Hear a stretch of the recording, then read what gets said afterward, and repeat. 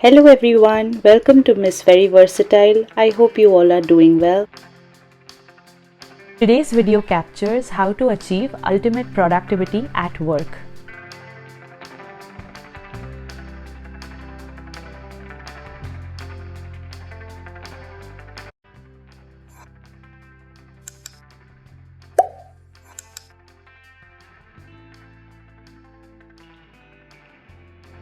Hello everyone, welcome back to another video. I hope you all are doing well and staying safe.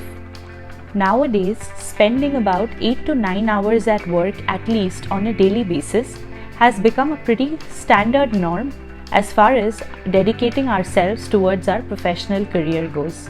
Now, if we are to spend at least 8 to 9 hours, which is 1/3 of our day at work, it must be done in a very organized and an optimum manner so that the time is utilized well and it helps us achieve the best results. So today I bring to you some tips and ideas that I have perfected over the years of my professional career on how to achieve higher productivity at work. I hope you guys find this useful. Now, since the list of tips and ideas I have put together is really long, I would be doing the video in two parts. So today I would be covering part 1 with some tips and ideas, and a future video will bring to you the remaining tips and ideas I have put together for you guys to achieve the ultimate productivity at work. So let's dive in and take a close look at those.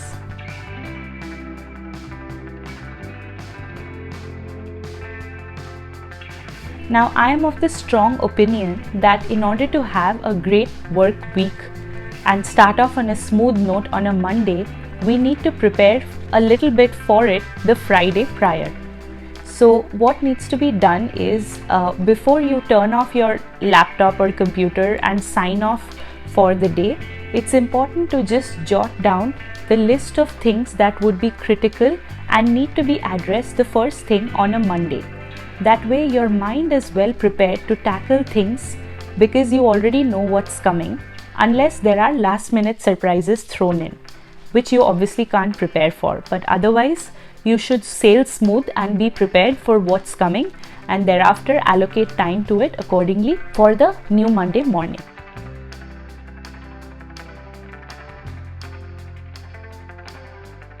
While email correspondence is extremely important these days, just to get your ideas across and to have concise and clear communication, but one important thing to note is that emails also do take up a lot of our time from the active hours we spend at work.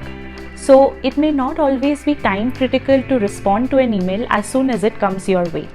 One efficient way of handling emails and also actually focusing on your work side by side is to allocate 1 hour slots of time every day to manage and respond to emails.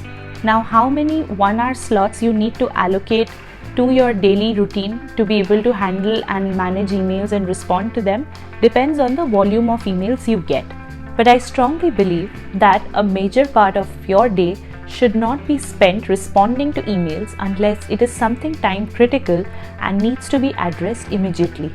Otherwise, it can be reserved into these 1 hour time slots, and the rest of our active work day can be spent into actually achieving things that we have planned for ourselves towards the completion of projects, high and important brain power tasks.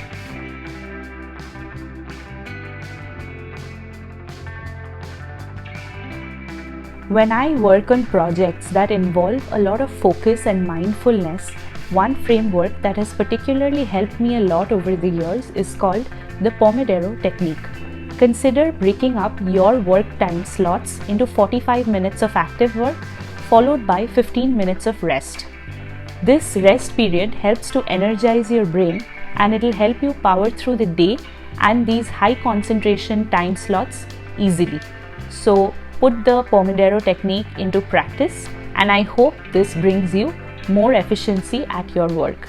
Do comment below and let me know if you end up using the Pomodoro technique in your workspace.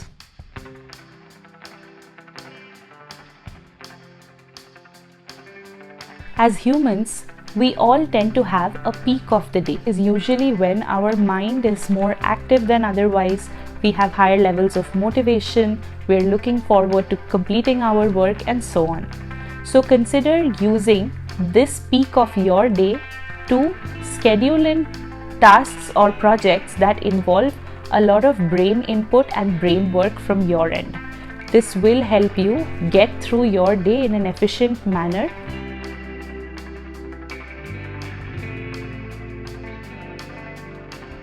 When setting up meetings, depending on the level of involvement needed from your own side, consider allocating time for it accordingly. That will of course depend on everybody else's availability that is needed on the meeting as well. But if you have that liberty to choose between time slots, consider picking those which suit your peak and not so active time accordingly for the meeting based on your level of engagement or involvement needed. What I mean to say by that is, for example, in my case, if there is a meeting where I need to take follow-up items from my team, check on status updates, check on the progress that has happened on a project, etc., I try to schedule these meetings usually in the afternoon or at a time when I start feeling tired after a long day's work.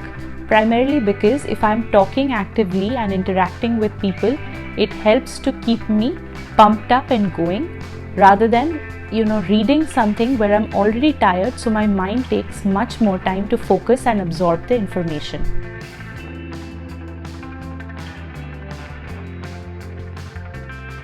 If you are somebody who's organizing or leading a meeting, in order to make sure that you are using your time as well as that of all your meeting attendees to the best way possible, make sure to address the agenda of the meeting that was earlier set up during the meeting the best as you can. Consider addressing the agenda as well as fulfilling all those action items that needed to be talked about or hashed out during the meeting. That way, people will feel charged up because you would have completed what you had promised or at least planned for in the agenda, or at least attempted to do so.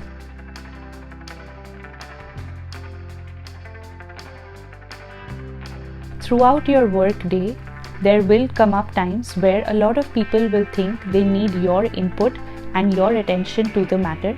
This happens even more when you get to a point where your roles and responsibilities within the company increase and you have a greater role to play in different projects. But you need to be mindful of your personal goals as well as the list of to-dos that you have set for yourself.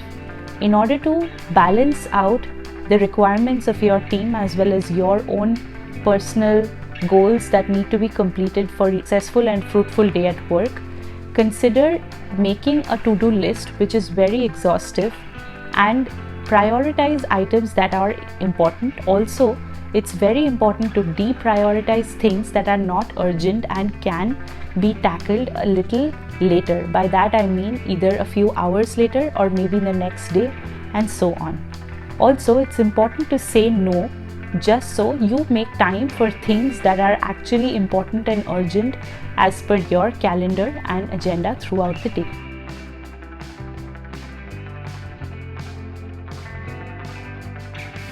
Now, my next tip is something that I've talked about several times in my different productivity videos, and I just can't get over how important this idea is. As simple as it may sound, this is all about blocking your calendar.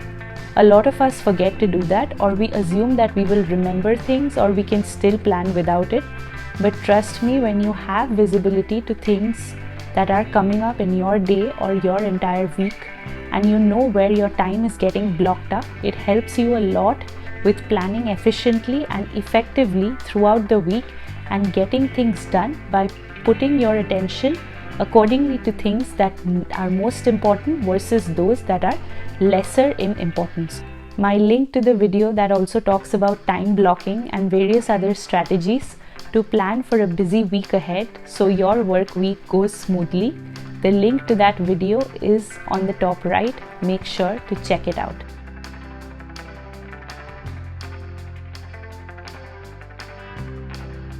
A great way to keep yourself energized and going through the day is keeping your mind alert and active, and that happens when you hydrate yourself well. So consider drinking water at regular intervals and meeting the bare minimum requirement of water that needs to be consumed on a daily basis.